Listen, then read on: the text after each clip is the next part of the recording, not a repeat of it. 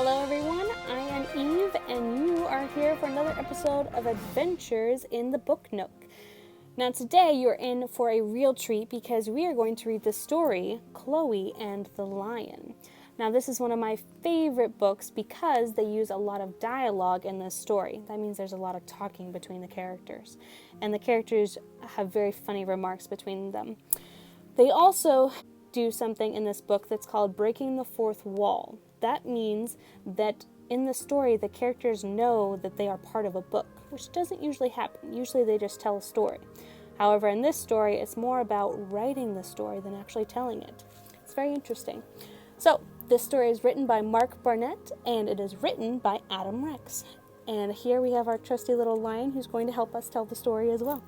So, let's get cracking. A trip to the park, a walk through the woods, a glint of teeth behind a gnarled tree. And that's when things go very wrong. Ooh, it's a very good beginning. Let's see what happens. This is my friend, Adam. He's the illustrator of this book. Ooh, we get the picture of the illustrator. And this is Chloe. She's the main character of this book. Wherever Chloe went, she looked for loose change. She would find nickels on sidewalks, dimes under couches, and quarters in pinball machines. All week long, Chloe would save the money she found in a glass jar. Then, on Saturday, she would walk from her house, through the forest, and over to the park, where she would buy a ticket to ride the merry-go-round. Have you ever been on a merry-go-round before?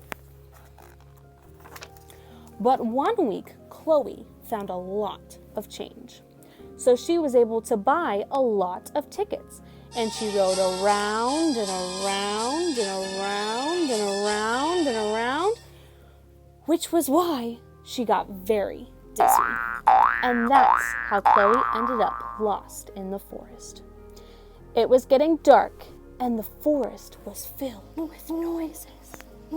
And just as Chloe realized she'd been walking in circles, a huge lion leapt out from behind an oak tree. I'm sorry. Hold on. Adam, could you come out here? Who's talking? Adam, what is that? So we see Adam is the illustrator of our story, and Mac Barnett is our author, and he's talking to Adam, the illustrator, in our book. It's a dragon. Right. We'll take a look at my story. I wrote, a huge lion leapt out from behind an oak tree. It's supposed to be a lion, not a dragon. I know. I just thought a dragon would be cooler. You did. Huh? You did? Well, look, the fact is, I don't really care what you think. I'm the author of this book. You're the illustrator. That means I'm in charge of what happens, and you draw whatever I tell you. So if I say Chloe found a birthday present on the ground, the next page better have a picture of a big, pretty birthday present wrapped up in silver and tied with a pink bow. They don't seem very happy with each other. Oh no. Very funny. This better be fixed by the next page. One more chance. You're fired, Adam. You can't fire me. Who will illustrate this book? No problem. Suddenly, an artist walked into the clearing, carrying paintbrushes and all the other stuff he'd need to illustrate a brilliant story written by a true genius. Remember, who's the narrator of this story? Seems a little biased. This is me, Mac. I'm the author of this book. This is my new friend, Hank. He is the illustrator of this book. And this is Chloe, the main character of this book, who has just been surprised by a huge lion. The first thing the lion did was walk up to Adam and swallow him whole. That was very nice. Then the beast turned to Chloe and let out a noisy roar. I'm sorry. Hold on. Hank, could you make the lion a little scarier? Like, give him bigger claws? Great. And sharper teeth? Yeah, that's pretty good. But scarier, you know. More like Adam would draw. Look, buddy. If you really want him to be scary, maybe you should make him a dragon. That would be cooler. Look, Hank, this isn't working out. You're not gonna have the lion eat me, are you? Just go. This is me, Mac. I'm the author and illustrator of this book. And this is Chloe. Wait, no, this is Chloe. No, that's not right. Adam drew her like this. No. Who am I kidding? This book is a disaster. I give up. He gives up really easily, doesn't he? Mac, Don't talk to me. don't you think you're being hard on yourself? Okay, so I'm drawing badly. Really badly. Yeah, actually, this is some terrible artwork, Mac. Like the worst I've ever seen. But so what? You're the writer. Adam is the illustrator. We all add something to the story. But you can't just stop telling it. Hello? Adam, I was wrong. Hank's not as good as you are, and I'm terrible at drawing. And, well, this book needs both of us. I want you to draw the pictures. Anything else? I'm sorry. I couldn't quite read that. I'm sorry. Okay, I'll draw, but you've got to get me out of this lion. This is me, Mac. I'm the author of this book. This is my friend Adam. He's the illustrator of this book. And this is Chloe, the world-famous lion hunter.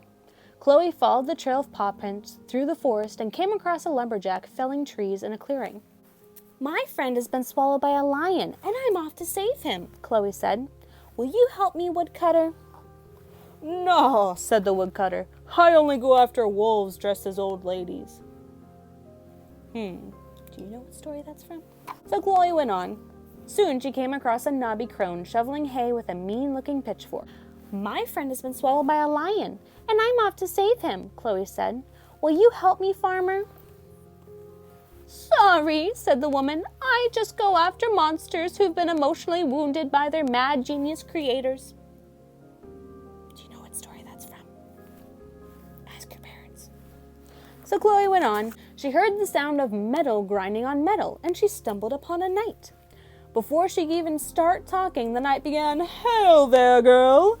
I am a noble knight looking for a quest, and thou art clearly a damsel in distress.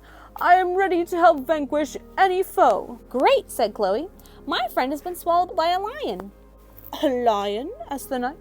Really? A dragon would be so much cooler. Clearly, the knight was an idiot. So Chloe went on alone. Chloe had a plan. I think Mac is angry again. She followed the footprints right up to a cave in the side of a mountain.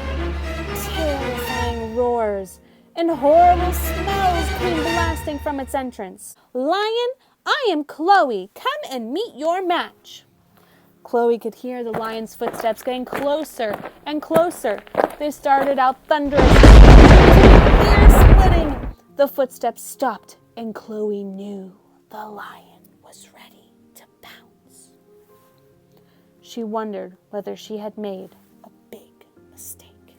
I look terrible, said the lion. Who drew me? Mac did, said Chloe. I asked him to.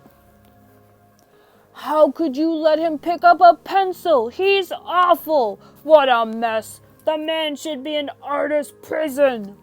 The lion went on and on, maybe overreacting a little.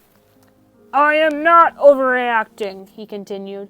I am ruined, and once I was so beautiful. He's very upset. And then the lion began to cry. Chloe saw her chance. The only person who can draw you the right way is trapped inside your belly. He's not going to help you out unless you cough him up. So the lion coughed up Adam. The end. Guys, is that it? I mean, I faced a lion, saved Adam, kept Mac from abandoning the whole story midway through, and this is it? This is how you say thanks? This is the end? And then the lion coughed up a shiny nickel. The end. She doesn't seem too happy about that. Then the lion shook, and the lion rumbled, and the lion wheezed. And to everyone's surprise, coughed up a tall, shiny pile of quarters, nickels, and dimes. Exactly enough to buy everyone a ticket for the movie. The end. So, that is Chloe and the Lion.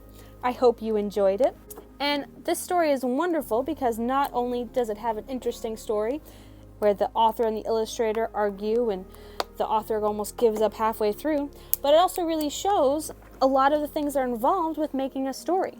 And just like our hero, Chloe, said, it takes both the author and the illustrator to be able to tell a story that makes it good.